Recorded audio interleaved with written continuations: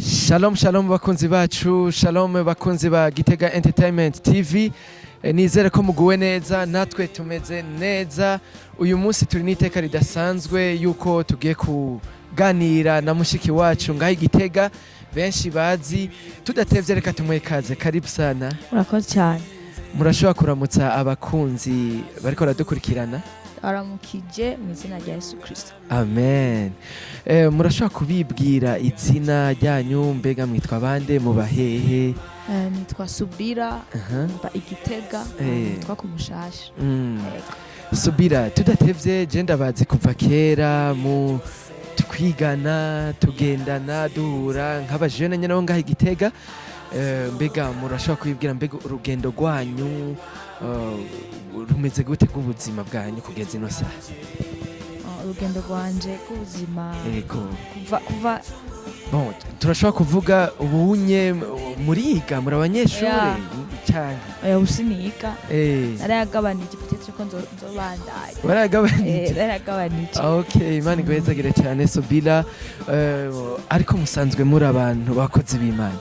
Yego, nikoze w'Imana. Yego, mpora mbona n'amafilme yanyu, ariko ntivyahereye muri filme. Oya, ntivyahereye. Murashobora kuduha ya témoignage gatoya k'ubuzima bwanyu Rukristo uko bwagiye buragenda mu majambo makeya?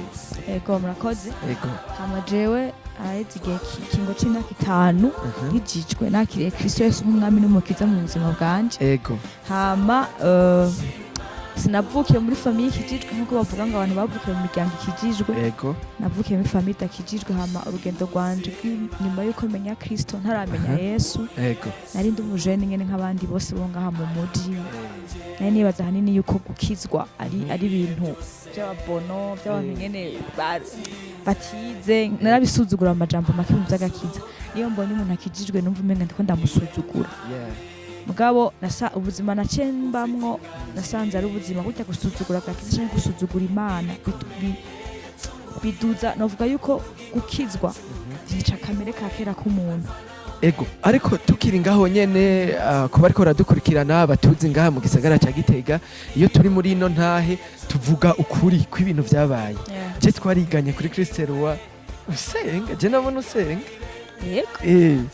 None ico kuvuze ngo inyuma y'imyaka 5 mugume nga imyaka 5 yararenze. Ndiba ko wewe twiga kuri etablissement urongoye gu public. Je naraje gusenga mugabo ibyo nitugenda kwinjira mu bakizwa kwinjira ugasohoka mugabo by'ukuri atamani iri mu buzima bw'umuntu. Rero biba nivuga ngo muzobamenyera kuvyo bamba. Yagiye nubwo abantu bashaka kubabona nsenga ivyo nama byari bani cyane ibyo natura mu rushengero. Aho nyene niho nagomba dutebere kugira dutange inyigisho ko bwa bundi bibaho ko umuntu ashobora kubaho asenga akora ibikorwa vy'Imana agenda mu nzu y'Imana mugabo by'ukuri atabanga ry'Imana ri muri we canke agakiza. Niko biri? Yego, nararirimba public warabibona. Yego.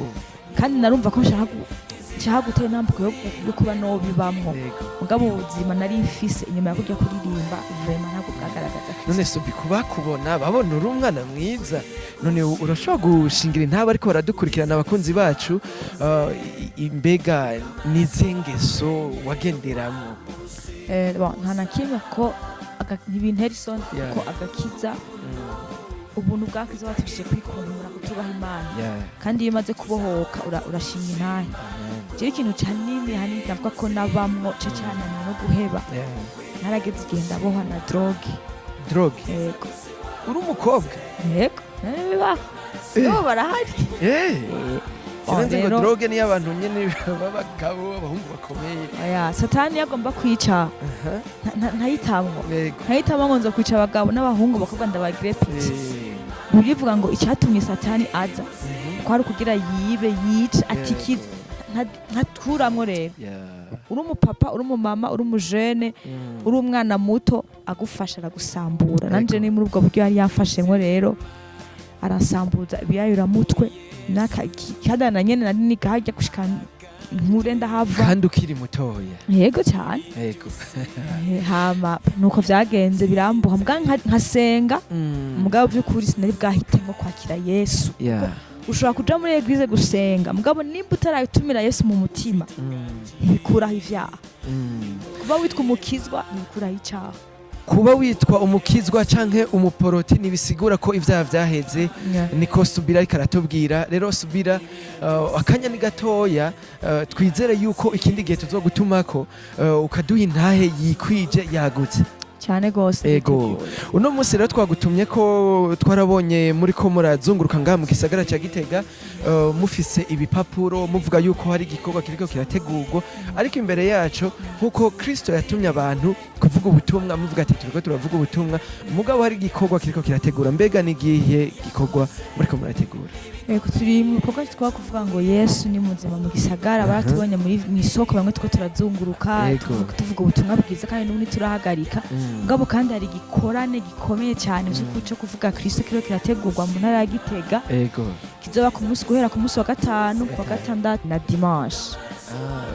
Ku wa gatanu tunyarukije Yesu ni muzima mu gisagara kizotangura sangapi? Kizotangura 15h gushika tubandanye. Kuba tumva ikirundi kizotangura saa 9 tubandanye gushika. Ku wa gatandatu naho ni saa 10 tubandanye. Mbega Subira, hari abantu bashobora kumva Yesu ni muzima mu gisagara, ico gikorane nikizoca kibera ngaha mu gisagara hose ca Gitega kizobera?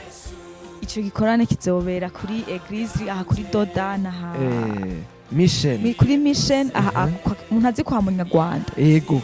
Urenganye kwa Munyarwanda ugenda hano hari Dodani muri quartier Shatanya, aho benshi bakunda kwita ku binyoni. Ku binyoni hajya nyene umanutse nk'uja mu Shatanya uko rero Eglise hagiye twa Michel. Ego, ni hajya nyene cekane kizoba. Ngandi ko ndabona ga flyer mwatumiye ko mwakoresheje mu gutumira abantu, ndabona mwatumiye abakozi b'Imana benshi. Ego, kuko urumva ni misi 3. Mbega murashobora kubwira abari ko radukurikirana abakozi b'Imana mwashoboye gutumira? Ego, hazo harimwo umukozi w'Imana uzova mu gisagara ca Bujumbura, Prophet Patrick. Ndazingira benshi baramuzi. Ngomirakiza Patrick.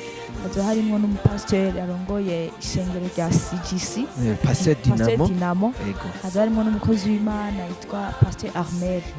Abo nabo bazoba bakora renesho cyo gikora. Kandi Pasteur Armel niwe nico. Ego, niwe ahagarariye ico kintu Imana yagihaye. Niwe yagihaye. Rero mbega muri ico gikorane hazoba batumiwe bandi? Harimwo abaririmbyi bagitandukanye batwa ba Belize n'abandi. Twizere ko bariko baradukurikirana. Mbega boza hari ibikorane usanga bitegurwa by'abajene, usanga ni vy'abamama, ni vy'abapapa. Mbega mwebwe mutumira abandi bazoza bose, abapapa, abamama, abana. Nukuri nibaza yuko wari we wese wata kubona ino video aratumiwe kandi arahawe ikaze. Azora ari ivy'impemburo vyo kunaguka. Dukuri ko kino gisagara kigomba kumenya ko hari Imana. Kandi twizere ko hazoboneka akaryo keza ko kumva intahe yawe mu buryo bwagutse cyane gose. Ego, kuko ngaha anye ntitwoyivuga yose tuyimara. Rero tudatevye Subira, tugushimire cyane. Twizere yuko abakunzi bo ngaha mu gisagara ca Gitega, abamama, abapapa, ugwaruka, twese tuzohurira hajya kuri Mission Church muri quartier Shatanya hafi yo ku binyoni kuva ku gatanu. Azoba ari bihe bidasanzwe n'igikorane citwa Yesu ni muzima. Mwarahezagiwe cyane.